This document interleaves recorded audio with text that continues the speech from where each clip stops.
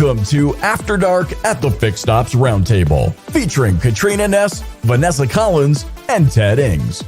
This episode is brought to you by BG Products, partners beyond products. And now for your hosts, Ted Ings, Vanessa Collins, and Katrina Ness. Good evening, everyone. Happy Monday, and welcome back to the Fix Stops Roundtable's After Dark show.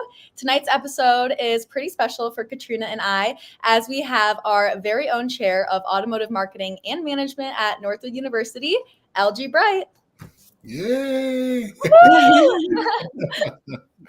Oh, so pleased to be here today. I love what you two do on campus, and then of course I'm a big fan of Ted's and everything he brings to the industry in terms of education and inspiration. So this is a pleasure for me, and it's certainly my honor.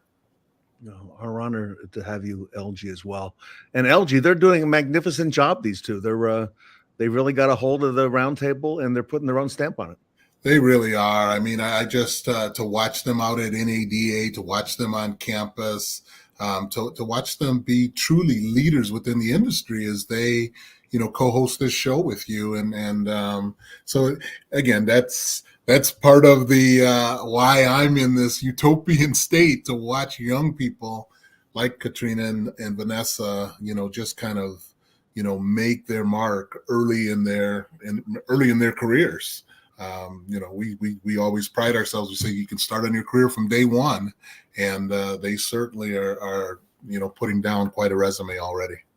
Well, Elgie, you help us, and you're part of our creation. So big thanks to you. Thank you. I appreciate that. Thank you so much.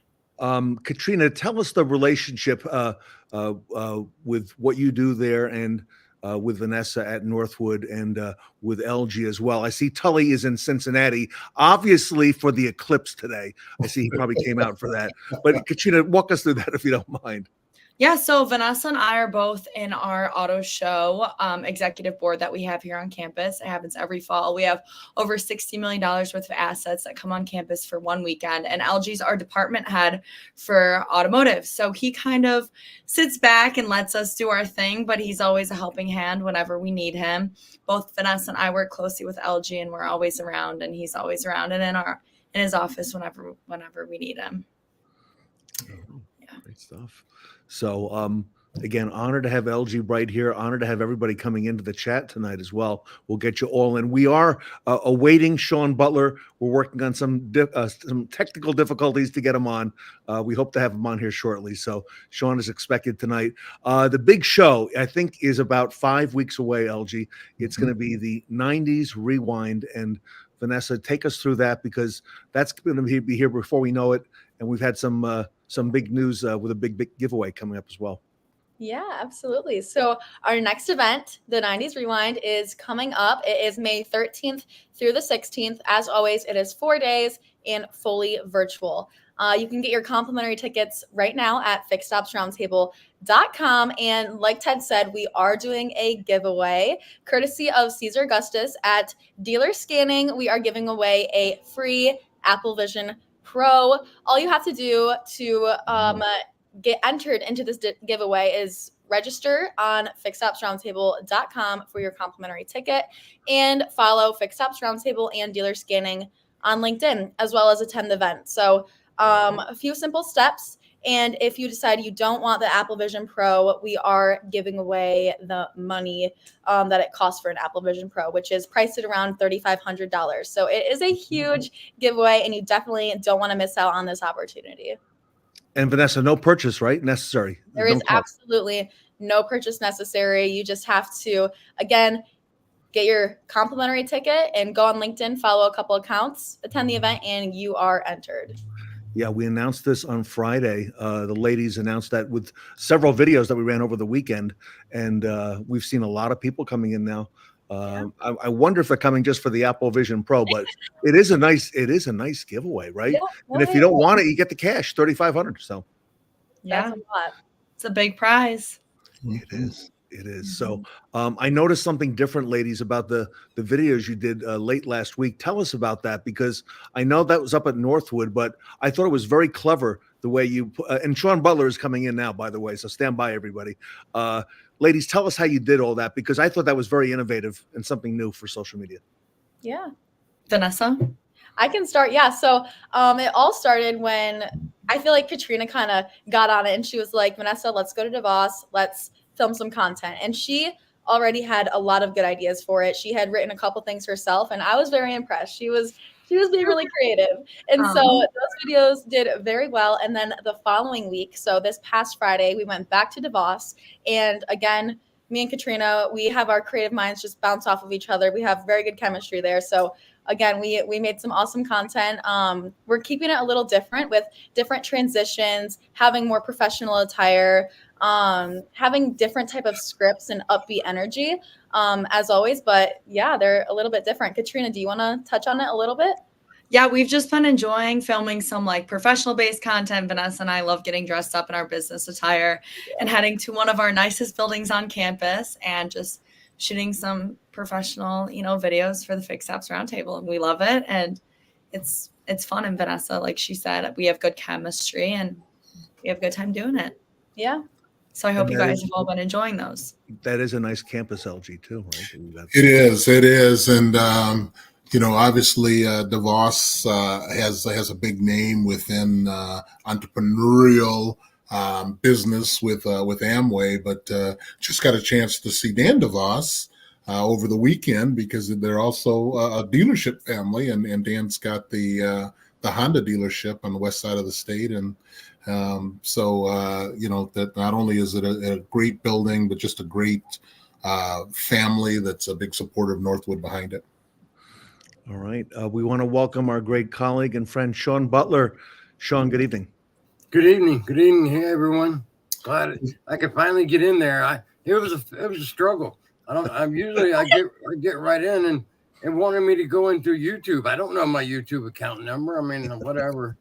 So I just jump on my laptop and sneak in through my work account. So it took that right away. So. All right. Awesome. Katrina, I think this is the first time we've had both of you on. We were supposed to do it before, and I had to cancel out. Yeah, this is the first time Vanessa and I have been with SHAWN. I've been watching you ladies for a long time. You're doing an awesome job. Congratulations. Yes, Thank they are. you.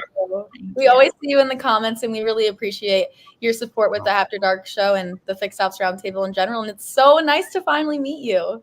Yeah, thank you very much. It's nice to meet you too. And Ted's always had my support even before we really even started talking that much. We were trading messages and stuff for probably a solid year. Wow. And SHAWN's been giving me a hard time and making sure that he's on the show and on panels. So actually tomorrow morning we're recording another segment with SHAWN and Sean Kingery as well, and Sarah. So SHAWN, we're working it out. We're getting that's sure to be funny. And then we have Daryl. We'll have Daryl and hopefully Michael Moore. I know the ladies have been waiting a while to ask you some questions about the industry. I'm ready. We talked about them a little bit tonight before we got started, but if you don't mind, let me lead off, SHAWN. How did you get into the industry in the first place? How did that happen? Well, actually, it happened through usually the invention, a mother of invention, necessity, right? I needed money, and I was at age 37. I had to start over my life from what I'd been doing, and at that point, I tried being a service advisor, and I actually really liked it. And somebody said, "Hey, you can make $5, $6, $7 a month just greeting people and telling them about their car. Nobody's got to steal or lie to make any money." I was like, "Okay, this is cool." And I made lane manager and manager within like a year and a half, and it kind of just took off from there. And I got lucky. A couple of really good people grabbed hold of me over the years and mentored me, if you will, about the financial side of it. That's usually the side everybody struggles with, is because nobody ever told them anything. Knowing the process and the people and the organizational skills, that was taught to you, just like going to school for, 1 through K-12. You learn these things and they become basics. But the people skills and the mindset, and then the backside skills of the financials, and even when they do tell you, go to NCM meeting, they tell you about the numbers, they don't tell you how to get them, how to make them happen. Yeah, that's awesome. So I'm curious, what drives your enthusiasm for the automotive industry and the car business? Just seeing people happy and successful. Yeah. That's really my favorite thing.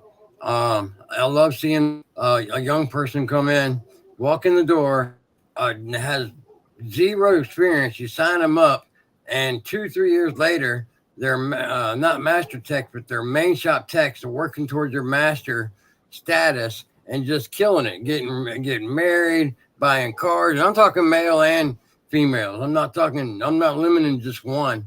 I had a girl that just that works for me that just made over $7,000 last month, and a year and a half ago she was handing out prescriptions at the local pharmacy. Wow, that's a big switch from industries for sure. Yeah. So stuff like that is what really drives me, is seeing other people happy and successful. Believe it or not, I'm not jealous. I cheer for everybody. That's good. LG, Yeah. we've seen so much of that in the industry. A lot of us didn't anticipate to get into the car business, but here we are, and it's made a wonderful and amazing living for so many people. LG. Yeah, that is true. I have a lot of guest speakers that come into the classroom, and the stories that they tell about how they got into the auto business. I mean, most people, and this is just anecdotal, most people, it wasn't on their radar. Yeah. They just needed a job in some situations. Some, they had friends that were in the business. Some, it's serendipity. Around that corner was a last ditch effort to get into business, and yet here they are. Whether it's the retailer, the vendor side, or OEMs, and it's my story too. I didn't know. I mean, my dad worked at a gray iron foundry, but I'm in Michigan, so automotive, but I had no idea that I was going to start at a dealership. And, here I am some 40 years later with people like Katrina and Vanessa that are looking out, what they're going to do and what their serendipity and what their road is. So, Shawn, what a great story. And like many of those that are on the show today, I mean, you're so inspiring, and, what you do in the business and how you power through the adversity on one side, and yet you're still inspiring us. And what a great story. Thank you, LG. One of my things that I like to do is just wake up every morning and be thankful, Yes, right, sir. for everything that I have been given to me, whether it be friends or family or just another day, right? Yes, sir. An attitude of gratitude will take you a long way. Yes, sir. Yes, sir. Yeah. Well, Shawn, another question for you. As someone who has been in the car business for a while now, what are the biggest challenges you see coming in the future? Well, everybody's worried about more technicians. I don't really think that's going to be a problem, because these cars are getting more and more electrified, if you will, and based on more you're going to use a lot more calculus in this new coming car. So and those kinds of things, your math skills are going to have to be on point. Somebody's still going to have to work on regular cars, and those people are always going to be there. I've been hearing we're short on technicians for 30 years now. But somehow cars keep getting worked on, shops keep getting done. So, but to answer your question properly, the biggest challenge I see is how they're going to have to undo what they're doing. There's going to come a point very soon when everybody's going to realize that you can only put so many electric cars on the road because of the grid structure, because of the lack of uniformity across the way. And then what about the waste that's going to be coming up once these batteries expire? I think they're going to switch to more stuff like hydrogen and what's the hybrid vehicles. We had a hybrid Highlander not too long ago, and it was really a great vehicle. So, and it got 30 miles to the gallon SUV. So, I mean, I think that's going to be the biggest challenge, is how the industry is going to wipe the egg off its face that the government kind of forced on it, and where we'll head. We don't even know yet. But that's coming. That's going to come when everybody realizes electric's not in New York City, nobody wants to drive. But if they had to do little small trips, that would be a very good car. Chicago, these bigger cities. And 80% of America is rural America. Hello. We drive big gas guzzling, diesel guzzling pickup trucks and 4x4s. And my wife, drive it's a Forerunner and, these kind of things. We're not driving, smart cars out here. That's fair. Elgie, I'm curious what you think about what the greatest challenges are going to be in the future as well. I really think it's going to be adopting and adapting to processes. I really think that dealers and management that put out a playbook so often in this business, not always, but oftentimes, we have gotten so excited with the selling aspect of the business that we haven't defined processes. People come in and they see all those great cars and assets out there, and we're so eager to sell new and used cars that the other profit centers in the dealership putting processes in place that lead to success, to actually have a playbook to write those things down. I think that those are really keys to success. I think dealers will always sell what the manufacturers provide. I mean, to get somebody from point A to point B, anybody that's of a certain age here has seen the evolution of the business, 60s and 70s and 80s. And for all of you people that are going to join us in May, the 90s, leading into, where we're at today. So the dealers always have some product to sell, but, it's how to get those things done with technology, how to get those things done with a different workforce, that is educated differently than the old days. And I think those will be some of the big challenges. But when you say challenges, dealers are resilient. They will find the way to make sure that they stay profitable, and that sign in the middle of the community is really meaningful to the community. So I'm very optimistic. Elgie, you head up the automotive program at Northwood. Yes. And just looking out at that, not only do you do that, but you are always, if I can use that word, recruiting and bringing in new young talent, like we have here tonight. Okay. Yes. How do you do that? Quick, Ted. Yeah. Ted, real quick. I wanted to go back and Elgie made me think of something, and I got short-term memory now, so I got to tell you real quick. The biggest challenge we're going to face is how to pay people on these electric cars, because that's going to require hours and hours of just electrical diag coming the road, and how we charge for that. That's going to be a huge challenge. I'm not saying it's not going to be one of the board, but that will change our industry. You're right, Sean. Who owns that data, and who owns that customer? I buy from 200 miles away and you want to do an over-the-air update. Who owns that data? Who owns that customer? That's going to be an interesting. Well, I'm talking about for the technicians. Yeah. I mean, we're going to have to start paying Katrina and Vanessa $25 an hour for 4 hours to do what used to be a 1 hour job, because it's all electric and all you can do is hunt and peck and narrow it down. That's right. So anyway, I had to spit that out before I forgot. I'm sorry, Ted. Yeah. You're recruiting. How do you bring in the new talent? How do you do it? Things like this, we make sure that we have a really solid marketing aspect for young high schoolers. I mean, the full tank camp that's coming up, a lot of admissions open houses. I mean, we match what traditional, state colleges and community colleges, but I think a differentiator is, in June, we're going to have the second Northwood University Full Tank Automotive Camp powered by General Motors. Okay. And we're going to expose students to this great industry that we just talked about, that some people have fallen into. Students can look at it from the retail aspect. We go to the Automotive Hall of Fame and see those that have really made a difference from a really high level. We get a chance to go to other museums and manufacturing plants and labs and hear from speakers all over the industry. And so, almost like athletics, I mean, the students can hopefully, visualize and see themselves in this industry. So whether it's a technician, whether it's design, whether it is manufacturing, and then our specialty, which is retail-facing marketing or management.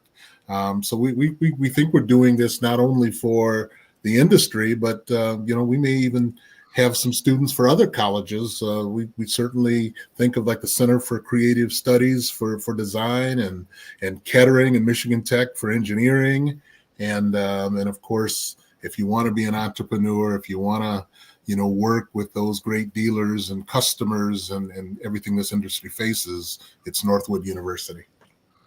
So LG, that's the better part of a full week up there for high school students. And whose idea was it? Because I know Katrina's involved with this, that we do some kind of emphasis on fixed ops on one of those days. How'd that all come about?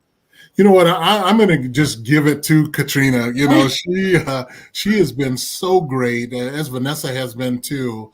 But I watched them work on our auto show, and I watched Katrina working with this camp, and along with their peers, and they talk about areas that we can really expose students to. And I've heard Katrina, speak up several times about fixed ops. And so to touch on Sean's point, not only technicians, but those that manage and that selling in the service lane.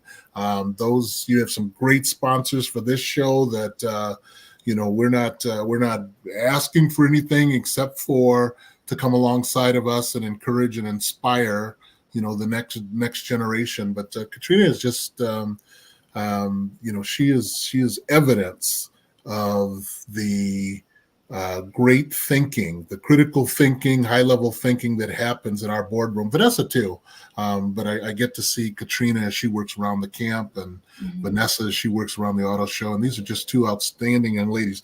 All of you online today, you get to see them co-host the show with Ted. I get to see them behind the scenes when they're putting their minds to work and making suggestions, working with their peers to get over hurdles and obstacles, and they're just great young ladies, and this is what we have at Northwood University. Yeah, Thank you. Katrina, With that. I just really wanted to get the Fixed Ops Roundtable involved with our full tank camp, because Ted came up to our auto show in the past fall where Vanessa and I met him, and it was great. He had a pop-up event.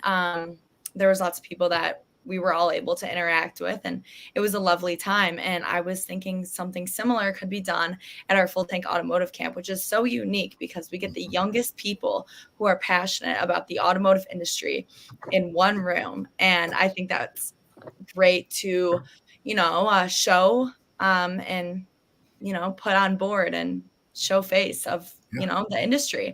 So I thought it would be great and entertaining for the kids to have the Fixed Ops Roundtable up there, and as well as create great content for the Fixed Ops Roundtable. So that's where it kind of came about. And then when I talked about it online one time, everyone in the comments was like, I want to come. Yes. And everyone is welcome to come up. So definitely contact Ted if you're interested in that and would like to come up that week. what is the date on that, Katrina? I think it's the Wednesday, right? It's the Wednesday. I'm pretty sure that's the 26th, where we are going to have our family, friends, and alumni day. And as well as the Fixed Ops Roundtable and all of you there. So that's when our big day is going to be. But the full week is the 23rd through the 28th.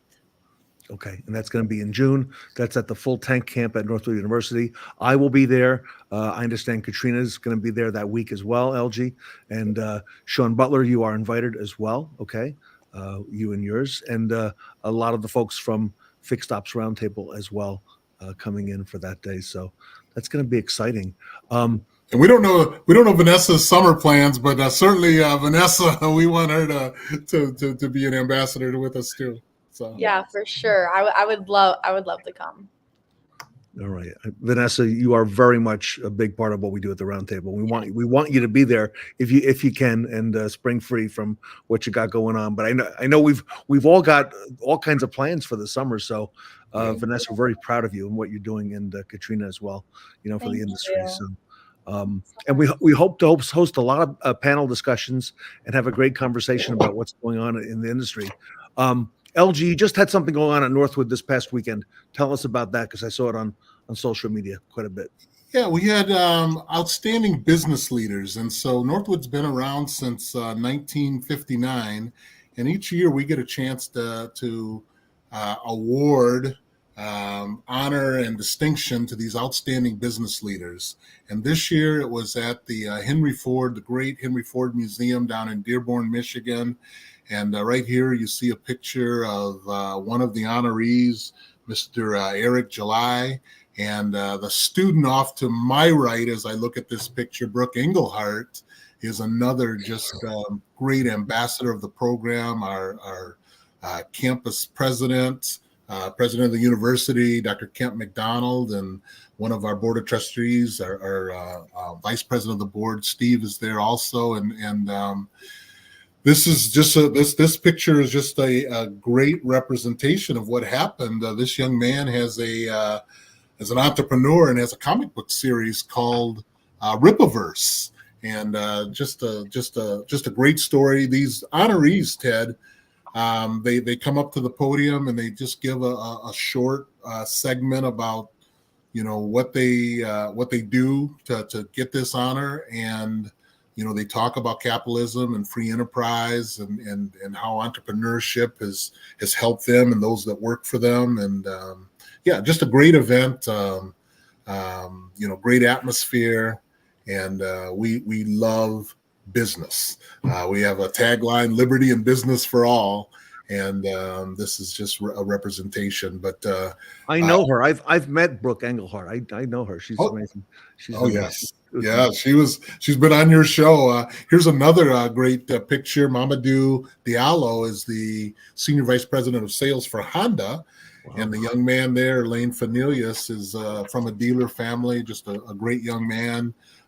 It's been out to NADA, introduced honorees out there, Dealer Education Awards. But Mamadou has just made his mark in the industry, at a great, inspiring speech to the students. And I also got a chance to walk around with him and do a video production. And we'll make that available to you, Ted. There might be some pieces in there that you can use, because he certainly had some very inspiring words. But yeah, great person there. This is one of our alums here, Tom Latham, who's the CEO of Tri-State Forest Products. And, from coming off of Northwood's campus to going into a family business to growing it to one of the largest lumber and wood processing plants in the Midwest. Just a great entrepreneurial story. And he's one of ours, so an alumni. And Sarah Rowley Opperman is a chair of Isabella Bank. She's had a long Dow Chemical, which is right there in Midland, Michigan, the headquarters. And then became the chairman of the board of directors for Isabella Bank Corporation. And she also very inspiring. You got quite a lineup here. You had this event.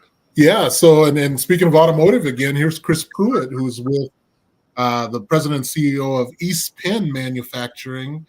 And the thing about East Penn is that they are the largest battery manufacturer. So when you think about those batteries that are white labeled for different brands and things, East Penn is behind a lot of that. So yeah.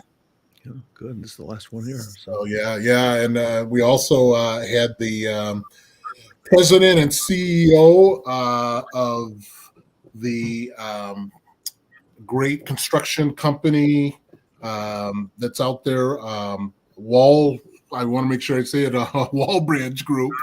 Okay. And so John Racolta was also an ambassador under the Trump administration, and has done things that have certainly been in public service. But John Racolta Jr. Is the head of Wallbridge Construction. So those big stadiums and hospitals and school, a lot of work on our campus, but really big projects. Wallbridge Construction has been part of that. And LG, we've been playing a trivia on our show every Monday and Wednesday night. We have an abbreviated one tonight. If folks can guess who the person is from the 90s, the Fixed Ops superstar. So, Vanessa, I think we have 2 pictures. Is that correct?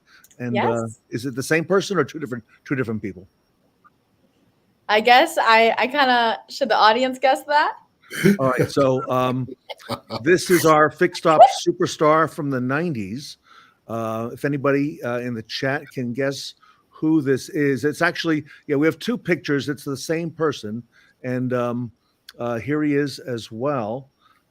He is a very notable and well-known and respected Fixed Ops director. Yes. Vanessa, he's been on the show very recently as well. Yes, he is a very recent guest on the show. Very active in the Fixed Ops Roundtables After Dark show, always in the comments, and an overall supporter of the Fixed Ops Roundtable. Anybody want to take a guess? These were sent in just a little bit earlier today in advance of our show. So this is our Fixed Ops superstar. Sean, do you recognize this person here? Yeah, I think he does. Yeah, yes, I do. Tony Owens has a guess. He thinks it's Miggs. Sean. I don't remember that one, but that's my grandma's chair. I do remember that. Look at that haircut, Shawn Butler. Yeah. Mm-hmm. So I'm doing the swoop over at an early age. Yes, you are. Yeah.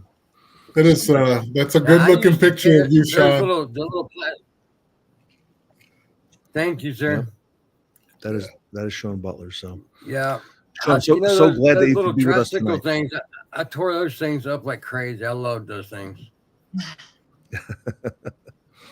So a lot ahead, everybody. You got the 90s event coming up in May as well. We have a lot coming up for Shawn Butler as well. Don't forget fixedopscares.org, and you can give back. And Sean, I think there's a saying that the girls have the saying down now. If something, what is it, Vanessa? If it doesn't feel right, what? Yeah, if something doesn't feel right, get it checked out. Yeah. Okay. Yeah. That's right. If it doesn't feel right, it ain't right. You gotta go. So our prayers with you, Sean, and with your family. So thank you. I try. I try to give uplifting messages, and over the weekends usually, and it's not always pretty. I mean, but sometimes you kind of stop and smell. I've started doing things at a little bit of a slower pace now, purposely. I'm purposely walking where what, like I put Lily on the bus every Monday morning, and take that extra time that I didn't used to do, little things like that. Last week my wife was riding with my daughter Taylor and Lily. They were all going to Gatlinburg, right? So we were able to ride for 3 hours together because we were going to the same place, and they just hit an exit.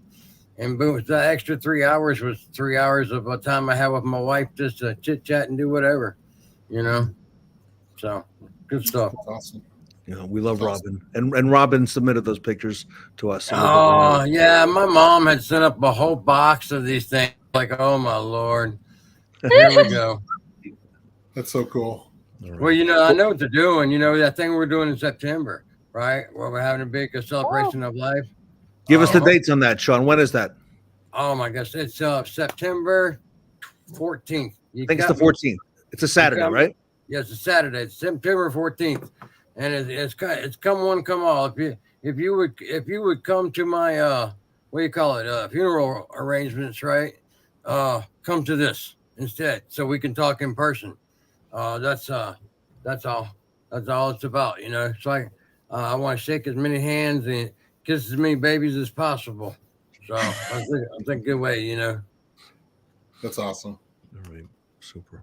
We'll be there, Sean. September 14th. I know you will. And I'm sure they're going to have a highlight reel. It's going to have hundreds of these pictures on this thing. I know how they're doing. I know how they are. We're already at work. So, yeah. Everybody, on behalf of Shawn Butler and Elgie Bright, want to thank everybody for being with us here tonight.